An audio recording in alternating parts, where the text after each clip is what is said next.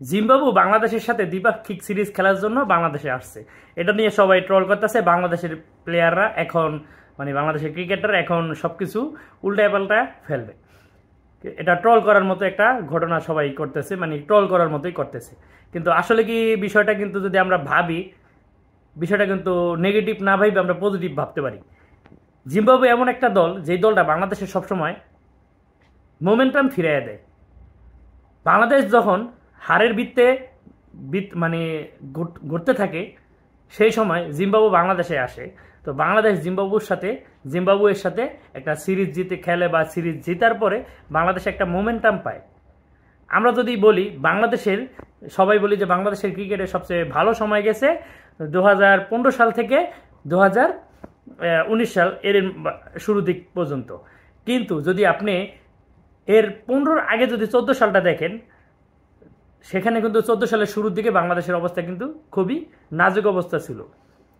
যে বাংলাদেশ 2013 সালে নিউজিল্যান্ড এবং উইন্ডিজের সাথে সিরিজ জিতছে, নিউজিল্যান্ডকে ঘরের মাঠে হোয়াইট ওয়াশ করছে, সেই বাংলাদেশ 2014 সালে একের পর এক ম্যাচ হারের বৃত্তে ছিল। সেই সময় কিনা যখন বাংলাদেশ অনেক ম্যাচগুলো শুধু হারছে, যেগুলো জেতার কথা ছিল সেই ম্যাচগুলো হারের বৃত্তেই ছিল। জয় কোনোভাবেই 2014 সালে আসছিল না।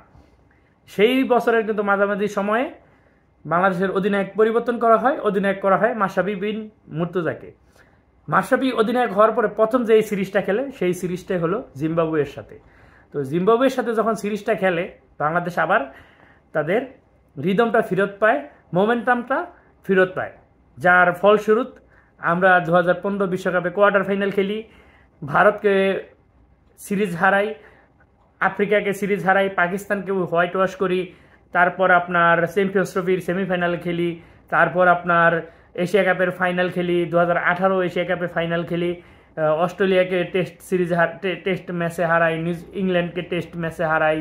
তো মোটামুটি ভালো কিছু সময় আমাদের কিন্তু ওই মোমেন্টামের পরেই পাই। এর পরবর্তী অনেক সময়েও এটা তো আমি শুধু বাংলাদেশের ভালো যে একটা ক্রিকেটের শুরুটা, সেই শুরুটার আগের একটা গল্প জিম্বাবুয়ে সিরিজ দিয়ে হয়েছিল। তো জিম্বাবুয়ে সিরিজ বাংলাদেশকে উজ্জীবিত করে, জিম্বাবুয়ে সিরিজ বাংলাদেশকে মোমেন্টাম ফিরিয়ে দেয়। বাংলাদেশের প্লেয়াররা যখন ব্যাকফুটে থাকে, একের পর এক হারের বৃত্তে থাকে, কোনোভাবে ভালো কিছু আসে না, ঠিক সেই সময় জিম্বাবুয়ে সিরিজগুলো বাংলাদেশের দলকে মোমেন্টাম ফিরিয়ে দিবে। তো এই সিরিজটা নিয়ে যারা ট্রল করতেছেন, আমার মনে হয় যে ট্রল না করে আপনারা এই বিষয়টা যদি ভাবেন, তাহলে বুঝতে পারবেন যে আসলে জিম্বাবুয়ের সাথে সিরিজ বাংলাদেশের মোমেন্টাম ফেরত পাওয়ার মতো উপলক্ষ হয়ে আসে। তো আশা করবো এবারও সেটাই হবে।